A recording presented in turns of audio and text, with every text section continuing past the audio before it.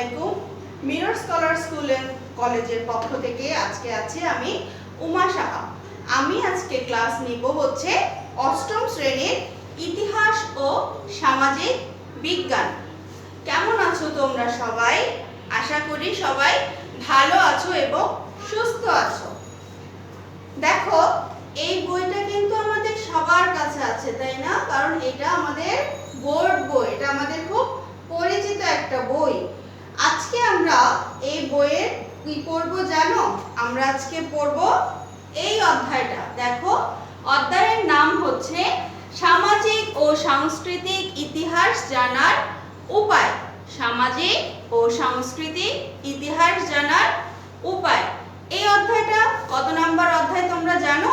চলো আমরা দেখি। এই যে দেখো, আমাদের সূচিপত্রে আছে হচ্ছে অধ্যায় 4। অধ্যায় 4-এর নাম কি? সামাজিক ও সাংস্কৃতিক ইতিহাস জানার উপায়। এই অধ্যায়টা মূলত হচ্ছে আমাদের সমাজ এবং আমাদের যে বিভিন্ন ধরনের সংস্কৃতিগুলো কোথা থেকে এসেছে, কিভাবে তাদের আবির্ভাব হয়েছে, এই যে ইতিহাস, সেই ইতিহাসের সম্পূর্ণ বিষয়টা তুলে ধরা হয়েছে আমাদের আজকের এই আলোচিত অধ্যায়ে। চলো সবাই বই খোলো এবং দেখো, এটা আছে হচ্ছে আমাদের বইয়ের পৃষ্ঠা নাম্বার 48-এ। কত নাম্বার পেজ? পৃষ্ঠা নাম্বার 48। এই বইটা পড়ার আগে তোমরা সবাই যেটা করবে সেটা হচ্ছে প্রত্যেকেই খাতা এবং কলম সাথে নিয়ে বসবে। কারণ আমি পড়ানোর সাথে সাথে তোমাদের কিছু ছোট ছোট প্রশ্ন দিব এবং প্রশ্নের উত্তরগুলো তোমাদের বলে দিব, যে উত্তরগুলো তোমরা খাতায় নিজেদের সুবিধার জন্য লিখে রাখবে, যাতে পরবর্তীতে যখন তোমাদের স্কুল খোলার পরে তোমাদের পরীক্ষা হবে, তখন যাতে তোমাদের এই উত্তরগুলো আবার বইয়ের থেকে খুঁজে খুঁজে বের করতে না হয়। তোমরা খুব সহজেই আজকে এই পড়াটা যে খাতায় লিখে রেখেছো সেইখান থেকে তোমরা খুব সহজেই কিন্তু এই উত্তরগুলো পেয়ে যাবে। ঠিক আছে? তাহলে চলো আমরা এটা রিডিং পড়ি এবং রিডিং পড়ার সাথে সাথে আমরা ছোট ছোট কিছু প্রশ্নের উত্তরও খুঁজে বের করি এবং উত্তরগুলো আমরা অবশ্যই খাতায় লিখে রাখব। দেখো, বলেছে এই শিক্ষণ অভিজ্ঞতায় আমরা প্রথমে জাতীয় কবি কাজী নজরুল ইসলামের একটি ঘটনা সম্পর্কে জানব। নজরুল ইসলাম কে হয়? নজরুল ইসলাম আমাদের জাতীয় কবি। নজরুল ইসলাম কে? কাজী নজরুল ইসলাম কে? আমাদের জাতীয় কবি এবং বিদ্রোহী কবি নামেও পরিচিত। এখন আমরা কার সম্পর্কে জানবো? প্রশ্ন আসতে পারে যে শিক্ষণ অভিজ্ঞতার প্রথমেই আমরা কার সম্পর্কে জানবো? উত্তর হচ্ছে বিদ্রোহী কবি বা জাতীয় কবি কাজী নজরুল ইসলাম। এরপর দেখো, বলেছে এই ঘটনার বিষয়ে আমরা নিজেদের মতামত প্রদান করব। এরপর নিজেদের মতামতের ভিন্নতা নির্ধারণ করব। পাঠ্যপুস্তকে প্রদত্ত ইতিহাসের বিষয়বস্তু পাঠ করব। এরপর খেলার মাধ্যমে তথ্য কিভাবে পরিবর্তিত হতে পারে তা জানব। আমরা কি করব? এই যে নজরুল ইসলাম সম্পর্কে আমরা বইয়ে জানব, সেই জানাটার উপর ভিত্তি করে আমরা আমাদের নিজেদের মতামত প্রদান করব। তারপর আমরা কি করব? একজনের মতের সাথে তো আরেকজনের মতের মিল কখনোই হবে না। এতে কি হবে? আমি একটা মত দিব, তোমরা একটা মত দিবে। এই যে আমাদের মধ্যে যে বিভিন্ন ধরনের মতাদর্শের সৃষ্টি হবে, সেইটা থেকে আমরা ভিন্ন কিছু জানতে পারবো। আমি নজরুল ইসলাম সম্পর্কে একটা জিনিস জানবো, তুমি একটা জিনিস জানার পরে যখন সেটা আমাদের বলবে, তখন সেটার থেকেও আমি অন্য আরেকটা কাজী নজরুল ইসলাম সম্পর্কে আমি আরো একটা বিষয় জানতে পারবো। এতে কি হবে? আমরা আমাদের জানার পরিধিটা অনেকটাই বেড়ে যাবে। তারপর বলেছে পাঠ্যপুস্তকে প্রদত্ত ইতিহাসের বিষয়বস্তু পাঠ করব। এই যে বইয়ে বিভিন্ন বিষয় সম্পর্কে যে আলোচনা করা হয়েছে সেটার যে বিষয়বস্তু সেটা আমরা পাঠ করব। এরপর খেলার মাধ্যমে তথ্য কিভাবে পরিবর্তিত হতে পারে তা জানব। ব্রিটিশ আমলে শাসন ব্যবস্থা নিয়ে কয়েকজন লেখক ও গবেষকের লেখা পড়ব। 2 নম্বর প্রশ্ন আসতে পারে, দেখো কিভাবে, একটু লিখে রাখো। বইয়ে কোন আমলের শাসন ব্যবস্থার কথা বলা হয়েছে? কোন আমলের শাসন ব্যবস্থার কথা বলা হয়েছে? উত্তর কি হবে? ব্রিটিশ শাসন আমলের। আবার বলছি, ব্রিটিশ শাসন আমলের। এরপরে দেখো বলেছে, এই লেখা পাঠ করে লেখকের মতামতের ভিন্নতাগুলো নির্ধারণ করব। এটার ক্ষেত্রেও আমি পড়ে একরকম মত দিব, আমাদের বইয়ের যে লেখক সে পড়েও একরকম মত প্রদান করবে। এতে কি হবে? তার মত এবং আমার মতের মধ্যে কিন্তু ভিন্নতার সৃষ্টি হবে। এই যে ভিন্নতার সৃষ্টি হচ্ছে এটা আমরা নির্ধারণ করব। নেক্সট বলেছে দেখো, এরপর আমরা ভিন্ন সামাজিক ও সাংস্কৃতিক প্রেক্ষাপটে দুইজন ব্যক্তি নির্ধারণ করব। কি করব আমরা? ভিন্ন সামাজিক ও সাংস্কৃতিক প্রেক্ষাপটে দুজন ব্যক্তি নির্ধারণ করব। এমন দুজন ব্যক্তি আমরা নির্ধারণ করব যাদের সংস্কৃতি আলাদা, যাদের সংস্কৃতি আলাদা। যেমন আমরা এক ধরনের সংস্কৃতি মানে, আবার ক্ষুদ্র নৃগোষ্ঠী যারা আছে ওরা সম্পূর্ণ ভিন্ন একটা সংস্কৃতি মানে। তাই আমরা কি করব? দুটো ভিন্ন সংস্কৃতি মানে এমন দুজন ব্যক্তি নির্ধারণ করব। দুজন ব্যক্তির কাছ থেকে একই ঐতিহাসিক ঘটনার মতামত সংগ্রহ করব। তাদের ব্যক্তিগত অভিজ্ঞতা মতামতের ভিন্নতায় কী ধরনের প্রভাব ফেলতে পারে তা নির্ধারণ করব। ওকে, এরপর আসো আমাদের আসল টপিকে। এখানে বলেছে দেখো, জাতীয় কবি কাজী নজরুল ইসলাম। এখানে আমরা কি জানবো? জাতীয় কবি কাজী নজরুল ইসলাম সম্পর্কে আমরা জানবো।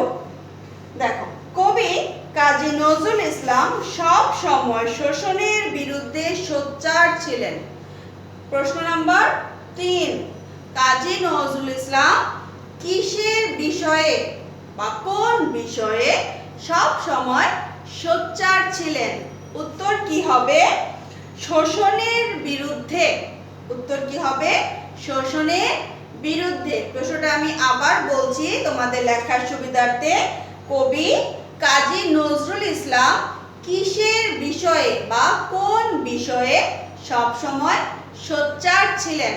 উত্তর হবে শোষণের বিরুদ্ধে। ব্রিটিশদের বিরুদ্ধে তিনি কলম ধরেছেন বারবার। নেক্সট কোশ্চেন, কবি কাজী নজরুল ইসলাম কাদের বিরুদ্ধে কলম ধরেছেন? আবার বলছি, কবি কাজী নজরুল ইসলাম কাদের বিরুদ্ধে কলম ধরেছেন? উত্তর হবে দেখো, ব্রিটিশদের বিরুদ্ধে। কাদের বিরুদ্ধে?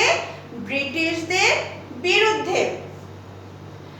তার লেখায় ছিল ব্রিটিশদের বিরুদ্ধে সোচ্চার হবার আহ্বান। তার লেখায় ছিল ব্রিটিশদের বিরুদ্ধে সোচ্চার হবার আহ্বান। তার লেখায় কি ছিল? ব্রিটিশদের বিরুদ্ধে সোচ্চার হওয়ার আহ্বান। এটাও কিন্তু একটা কোশ্চেন। প্রশ্নটা এরকম হবে, কবি কাজী নজরুল ইসলামের লেখায় কি ছিল? কবি কাজী নজরুল ইসলামের লেখায় কি ছিল? উত্তর হবে ব্রিটিশদের বিরুদ্ধে সোচ্চার হবার অধিকার। উত্তর কি? ব্রিটিশদের বিরুদ্ধে সোচ্চার হবার অধিকার। এরপর বলেছে দেখো, তাই তো তিনি জীবনে অনেকবার কারাবন্দী হয়েছেন। কারাবন্দী মানে কি জানো? জেলখানায় তাকে বন্দী করে দেওয়া হতো, কারণ তিনি ব্রিটিশদের বিরুদ্ধে জনগণকে সোচ্চার বা জনগণকে জাগিয়ে তুলছিল বারবার। জনগণকে জাগিয়ে তুলছিল কে? আমাদের বিদ্রোহী কবি কাজী নজরুল ইসলাম, যার ফলশ্রুতিতে তাকে বারবার জেলখানায় বন্দী করা হয়েছে বা কারাবন্দী করা হয়েছে। নেক্সট দেখো বলেছে ব্রিটিশরা তাকে রাজদ্রোহী হিসেবে চিহ্নিত করেছিল। ব্রিটিশরা তাকে কি করেছে? রাজদ্রোহী। রাজদ্রোহী মানে হচ্ছে যে পুরো রাজ্যের জন্য দোষী, রাজ্যের জন্য দোষী, তাকে কি বলা হয়? রাজদ্রোহী। এটা কিন্তু একটা প্রশ্ন হতে পারে যে রাজদ্রোহী কাকে বলা হয়? উত্তরটা কি হবে? রাজ্যের জন্য দোষী ব্যক্তিকে রাজদ্রোহী বলা হয়। উত্তরটা আবার বলছি, রাজ্যের জন্য দোষী ব্যক্তিকে রাজদ্রোহী বলা হয়। লিখে রাখো, কাজে দিবে ভবিষ্যতে। এরপরে দেখো বলেছে অন্যদিকে বাংলার মানুষের কাছে তিনি স্মরণীয় হয়ে আছেন। তিনি কাদের কাছে স্মরণীয় হয়ে আছেন? বাংলার মানুষদের কাছে। বিদ্রোহী কবি হিসেবে তিনি বাংলার মানুষদের কাছে কি হিসেবে স্মরণীয় হয়ে আছেন? বিদ্রোহী কবি হিসেবে তিনি বাংলার মানুষদের কাছে স্মরণীয় হয়ে আছেন। তার লেখা গান ও কবিতা আজও আমাদের উদ্দীপ্ত করে তোলে। তার লেখা গান ও কবিতা আজও আমাদের উদ্দীপ্ত করে তোলে। উদ্দীপ্ত মানে হচ্ছে তার গানগুলো যখনই আমরা শুনি তখনই মনে হয় যে কোনো একটা কাজে আমরা ঝাঁপিয়ে পড়ি, কোনো একটা ভালো কাজ, কোনো একটা উৎসাহমূলক কাজে আমরা নিজেকে নিয়ে ঝাঁপিয়ে পড়ি।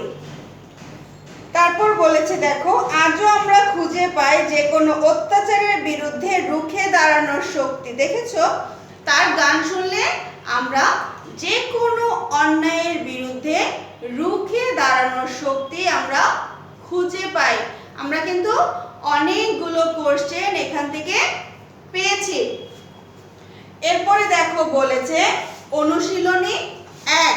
অনুশীলনী 1 বলেছে আমরা এখন জাতীয় কবি কাজী নজরুল ইসলামের বিদ্রোহী চেতনা সম্পর্কে নিজেদের মতামত লিখি। প্রয়োজনে আমরা বিভিন্ন উৎসের সহায়তা নিতে পারি।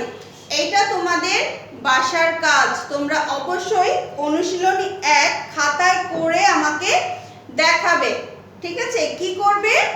কাজী নজরুল ইসলামের বিদ্রোহী চেতনা সম্পর্কে নিজেদের মতামত নিজেরা লিখবে। কেন কাজী নজরুল ইসলামকে বিদ্রোহী কবি বলা হয়? কেন কাজী নজরুল ইসলাম বারবার ব্রিটিশদের বিরুদ্ধে জনগণকে সোচ্চার করেছেন? কেন তার কলম বারবার ব্রিটিশদের বিরুদ্ধে লিখে গিয়েছেন? কেন তাকে রাজদ্রোহী বলা হয়েছে? কেন তাকে বারবার কারাবন্দী করা হয়েছে? এই সম্পূর্ণ বিষয়টাকে নিয়ে তোমরা কি করবে? নিজেদের মতামত প্রকাশ করবে। কিসের বিষয়ে? বিদ্রোহী কবি কাজী নজরুল ইসলামের বিদ্রোহী চেতনা সম্পর্কে। কার সম্পর্কে?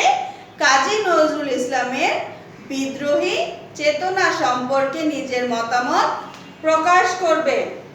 আমরা নিজেদের মতামতগুলো উপস্থাপন করি কারণ সহপাঠীদের উপস্থাপনা শুনে আমরা অনেকেই বুঝতে পারছি জাতীয় কবি বিদ্রোহী চেতনা আমাদেরকে ভাবিয়েছে।